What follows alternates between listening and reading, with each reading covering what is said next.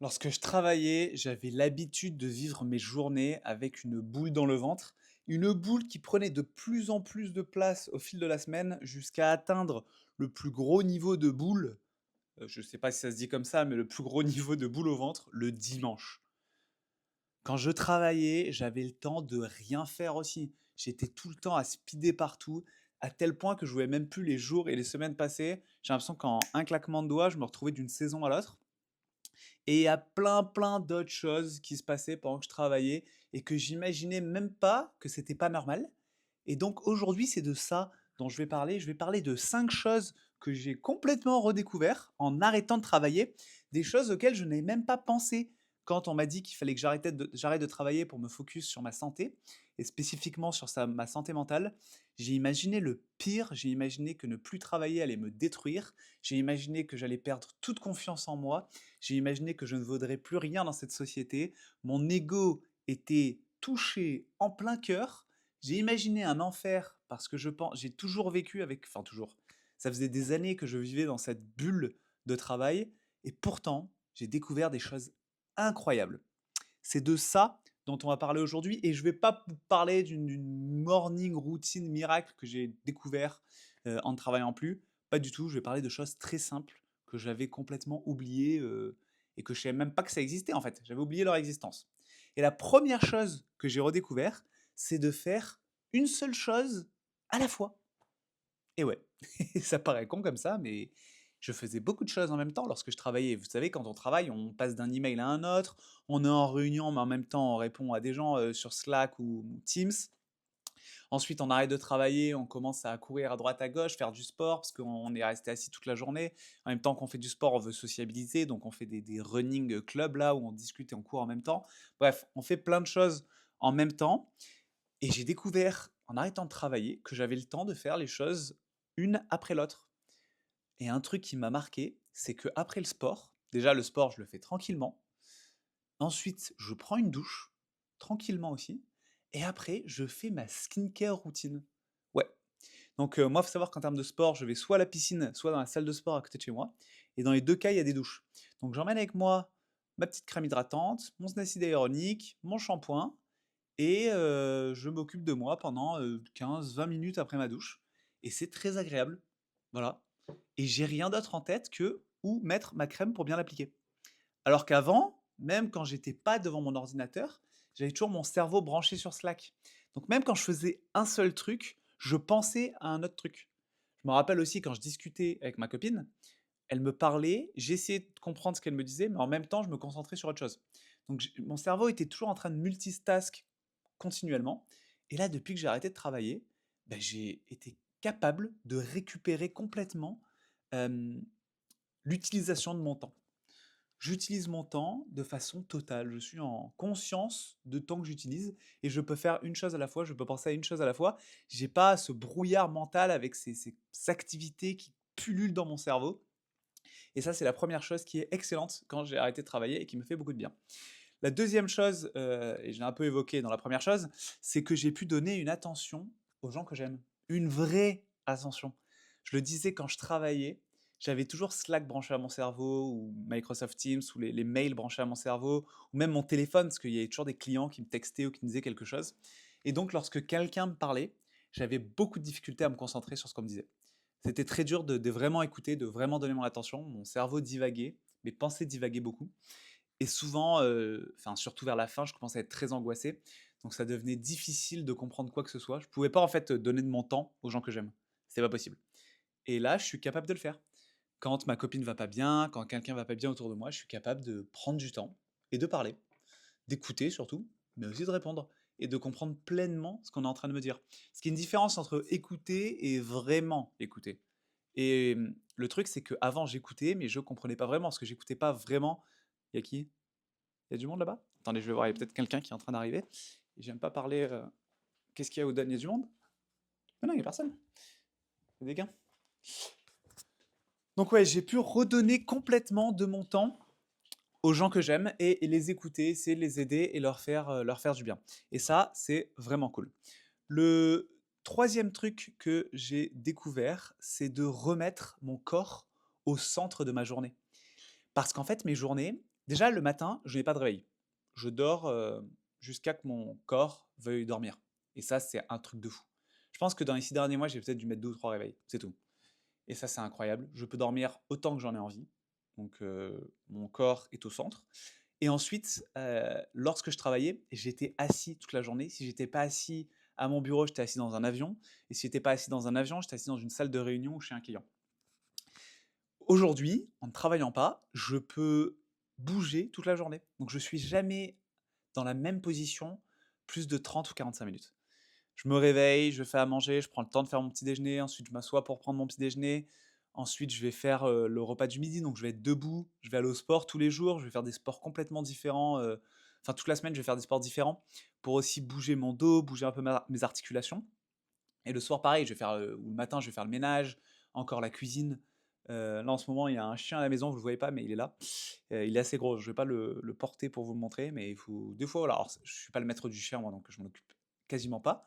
Mais là, par exemple, ce soir, je lui ai donné à manger, tu vois? C'était agréable, c'est cool et même je l'ai sorti une fois, dans la soirée. C'est aussi agréable. J'ai vraiment remis mon corps au centre parce que j'avais des gros problèmes de dos suite à mon burn-out et je pouvais plus m'asseoir. En fait, j'avais trop mal au dos. C'est une douleur, je sais même pas si je vais pouvoir un jour récupérer. Mais là, en ce moment, je remets mon corps au centre de ma journée. Et le sport, c'est pas juste une tâche supplémentaire que je fais à la fin de la journée où je me détruis pendant 1 heure à faire du sport. Je pense pas que l'être humain ait évolué comme ça. L'être humain était toujours en mouvement. Et depuis la révolution industrielle, on a mis l'être humain sur une chaise où, à la fin de la journée, il se détruit complètement en faisant, je sais pas moi, un aerox ou du crossfit pendant 1 heure. Puis ensuite, il retrouve son siège. Je pense pas que c'est normal d'évoluer comme ça. Donc le sport n'est plus juste une tâche supplémentaire que je fais à la fin de la journée, c'est une manière de redevenir complètement vivant. Et je peux faire un peu de sport le matin, un peu de sport l'après-midi, ou un peu de sport le midi, et ensuite le soir, après manger, je repars faire du sport en faisant un petit running. 3 à 4 kilomètres, un petit truc pour remettre mon corps en mouvement avant d'aller me coucher. Donc voilà, ça c'était la troisième chose, et c'est incroyable. J'ai remis mon corps au centre, et il n'y a rien de mieux. La quatrième chose, qui est, j'aurais peut-être pu le mettre en un, genre le plus important, et je l'ai aussi évoqué au début de la vidéo, c'est que mes dimanches sont redevenus des vrais dimanches, des moments de détente. Tous les dimanches que j'ai vécu avant mon burn-out, pendant peut-être 1 ou 2 ans, j'avais une énorme boule au ventre. J'étais pas bien. Le dimanche, en fait, même si je travaillais pas, enfin parfois je travaillais, mais même quand je travaillais pas, j'avais l'idée que j'allais travailler. Et c'est ça qui est affreux dans le travail, quand on n'est pas bien, c'est que même quand on travaille pas, on imagine qu'on va travailler, donc on se repose pas vraiment. Et tous les dimanches, j'étais avec cette boule au ventre, j'étais anxieux, j'étais pas bien, j'étais désagréable avec mes proches, j'étais désagréable avec les gens autour de moi, j'étais pas content, j'étais pas bien, j'arrivais pas à profiter complètement. Et là, je crois que ça fait 2 semaines, donc j'ai quand même mis beaucoup de temps, hein, sur 6 mois. Ça fait 2 semaines ou 3 semaines que je vis des bons dimanches, à un point où je me rends même pas compte que c'est dimanche. Quand je le la semaine dernière ou il y a 2 semaines, j'ai même pas capté qu'on était dimanche et là, j'étais très fier de moi. Parce que je le savais quand c'était dimanche. Mon corps me le faisait ressentir. Là, j'étais même pas capable de dire que c'était dimanche et c'était la meilleure sensation au monde. J'étais vraiment, vraiment bien. Hem, L'arrêt m'a vraiment permis de comprendre que le stress du dimanche n'est pas juste un trait de ma personnalité. J'ai pas dans mon ADN un stress du dimanche. C'était juste une réaction physiologique à ce qui m'attendait le lendemain, à ce qui m'attendait toute la semaine. D'ailleurs, des fois, le lundi se passait mieux que le dimanche, parce que le dimanche, je pensais à ce qui allait arriver, j'imagine les pires scénarios, et le lundi, c'était pas aussi pire que ce que j'avais imaginé. Donc le dimanche, c'était terrible. Et la cinquième chose, qui est aussi importante, c'est que j'ai retrouvé à nouveau les choses que j'aime. Je me suis retrouvé à nouveau être moi-même. J'aime faire plaisir aux gens autour de moi. Bah, je le fais à travers le ménage, à travers la cuisine, à travers des appels, à travers du temps que je passe. J'aime faire du sport continuellement. J'adore faire du sport et je vous disais que un peu toute la journée, toutes les semaines, je fais du sport. Je fais plein d'activités différentes. Je fais du pilates, de la piscine, du cross-training. Maintenant, je me suis mis au running. Je fais du soccer aussi. Je fais plein de sports différents et ça me fait vraiment du bien. J'ai enfin repris la lecture cette semaine. Pour la première fois depuis 6 mois, je suis capable de relire. Le temps que ça m'a pris de me reconcentrer devant un livre est énorme, pardon. Mais là, j'ai été capable de me retrouver dans un livre, l'Odyssée d'ailleurs de Homère, un classique. Vu qu'il y a le film là qui est sorti, je me suis dit que c'était le bon moment de me repencher sur ce classique. Donc je suis en train de faire ça. Je suis pas trop créatif, mais c'est quelque chose que j'aimerais bien un peu plus développer. J'adore être créatif. Quelque part, mes vidéos YouTube, c'est de la créativité, donc ça, c'est cool. La curiosité, ça, c'est mes vidéos YouTube. Je lis plein, d'articles de sciences, de choses dans le genre aussi. Je fais toutes ces choses-là, qui me rapprochent de moi-même, qui me rapprochent de mes valeurs, de choses qui me rendent vraiment bien, qui m'apaisent et ça, pareil, quand je travaillais, je n'étais pas à faire ce que j'aimais. Je m'éloignais tout doucement de moi. La seule chose qui se rapprochait de moi, c'était faire de la thune, parce que j'aime bien faire de la thune et en plus, mon job était très compétitif et c'est vrai que j'aime la compétition. Donc c'était ces 2 choses-là un peu qui me rapprochaient de moi-même, sauf qu'en vrai l'argent, c'est pas trop une motivation intrinsèque. Je veux dire, j'ai pas, comme valeur, l'argent. C'est juste que ça faisait du bien une fois par an quand je partais en vacances et la compétition, bah, j'avoue que j'aimais la compétition, mais c'était le seul truc, cool dans mon job et être gentil avec les gens de mon équipe, mais je pouvais être de moins en moins gentil parce que j'avais de la pression de mon management et j'avais aussi la pression du travail tout simplement. J'avais beaucoup trop de travail, beaucoup de stress pour être gentil complètement avec, les gens que j'aime. Donc j'avais pas perdu mes passions, j'avais pas perdu mes valeurs. J'avais juste pas assez d'espace mental pour les vivre et les ressentir et là maintenant j'ai retrouvé tout ça donc, enfin pas entièrement, il y a des choses que j'aimerais encore retrouver, mais j'ai quand même retrouvé 75-80 de ça et ça fait beaucoup, beaucoup de bien. Donc voilà, c'est les 5 choses que je ne pensais pas possibles lorsque je travaillais.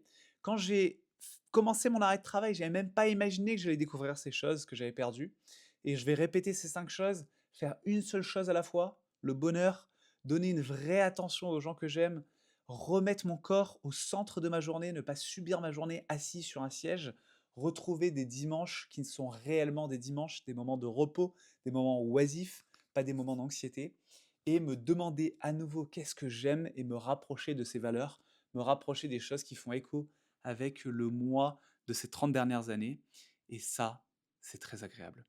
Si vous avez des questions, n'hésitez pas à les poster en commentaire. Si vous avez aimé cette vidéo, n'hésitez pas à me montrer votre amour, vous savez comment faire. Et en tout cas, si vous venez juste de me découvrir, moi je suis Monsieur Carabistou, je suis en arrêt de travail depuis février, et donc j'ai décidé de raconter cette longue aventure, cette odyssée finalement, qui dure encore alors qu'on est mi-juillet 2026. Ça fait quelques temps quand même.